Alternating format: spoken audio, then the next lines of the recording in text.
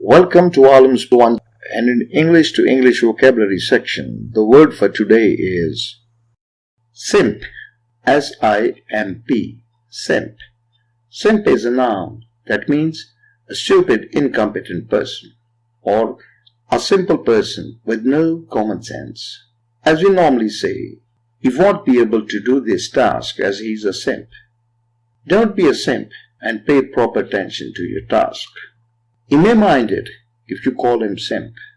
So the meaning of simp is a stupid, incompetent person or a simple person with no common sense. I'm sure you have understood the meaning of the word simp. Now make a sentence using the word simp and write it in the comment section below so that others can get benefit from it. If you want meaning and definition of any particular word, then write it in the comment section below, and soon a video will be made of that word. If you got any benefit from this video, then please like it and share it with others. And don't forget to subscribe our channel. Good luck.